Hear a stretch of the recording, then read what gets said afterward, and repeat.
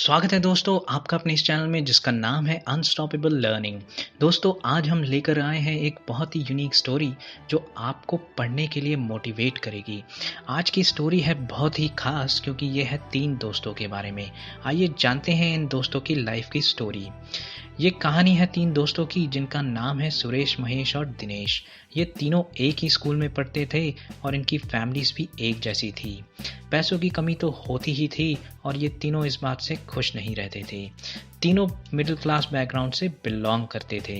ये अमीर लोगों के रहन सहन, महंगे शौक और गाड़ियां देखकर सोच में पड़ जाते। ये सोचते थे कि भगवान ने हमको ऐसा बैकग्राउंड क्यों नहीं दिया।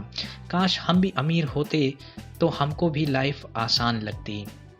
इसके लिए ये तीनों रोज मंदिर जाते और भगवान के सामने प्रार्थना किया करते।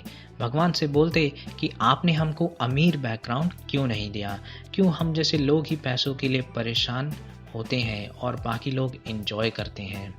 समय बीतता गया और कई साल गुजर गए। दोस्तों तीनों की जॉब लग गई पर पैसों की परेशानी कम नहीं हुई। तीनों परेशान रहने लगे और भगवान से प्रार्थना करने लगे। तीनों के मन में यही सवाल था कि हमको अच्छा बैकग्राउंड क्यों नहीं दिया गया। ये सारी बात भगवान महाकाल देख रहे थे। उन्होंने इन बच्चों के सामने आने का फैसला किया। एक दिन जब ये लोग प्रार्थना कर रहे थे तब भगवान महाकाल इनके सामने प्रकट हुए। महाकाल को देख ये तीनों खुशी से झूम उठे, मानो इनकी सारी परेशानियों का हल अब होने वाला हो। इनको लगा कि महाकाल अब इनके सारे दुख हर लेंगे। महाकाल ने कहा कि तुम लोगों की परेशानी मैंने सुनी, अब मैं तुमको ये 3 काले पत्थर देता हूँ। इनको संभाल के रखना और मुझे 6 महीने बाद वापस करना। और महाकाल वहाँ से गायब हो गए। तीनों फिर सोच में पड़ गए कि काश महाकाल उनको वरदान देते। घर जाने पे सुरेश ने सबसे पहले जाके अपने गार्डन में एक बड़ा सा गड्ढा किया और चोरी के डर से उस पत्थर को उसमें छुपाने का फैसला किया। उसने जमीन के अंदर उस पत्थर को रखा और वो निश्चिंत हो गया। महेश ने उस पत्थर को मंदिर में रखकर प्रचार प्रसार करने का फैसला किया। जब लोगों को ये बात पता चली कि पत्थर महाकाल ने दिया है तो लोग मंदिर की तरफ दौड़ पड़े। इससे महेश को काफ़ी आमदनी और फायदा हुआ। दिनेश अपने रोज के काम में और मेहनत से लग गया। वो हर सुबह उस पत्थर की पूजा करता और पत्थर को अच्छे से साफ करता। इसी के साथ 6 महीने की अवधि पूरी हो गई।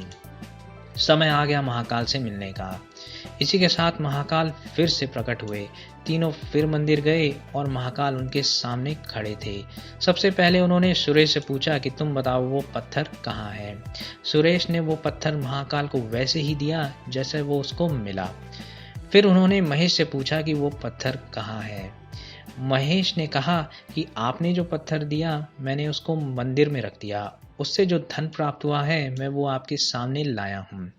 महाकाल ने जब दिनेश से पूछा कि तुम्हारा पत्थर कहाँ है तो दिनेश ने बताया कि कल रात उस पत्थर को अच्छे से साफ करते समय उसको पता लगा कि ये पत्थर नहीं बल्कि हीरा है।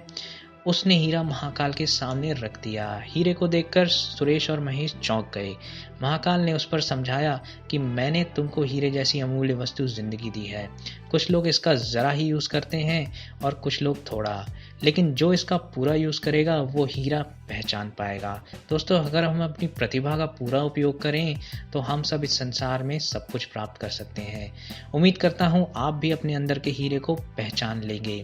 ऐसी वीडियोस हम आपके लिए लाते रहेंगे। चैनल को सब्सक्राइब कर लीजिए और बेल आइकन को दबा दीजिए। आपका ये अपना चैनल अनस्टॉपेबल लर्निंग ऐसे और वीडियोस लाता रहेगा।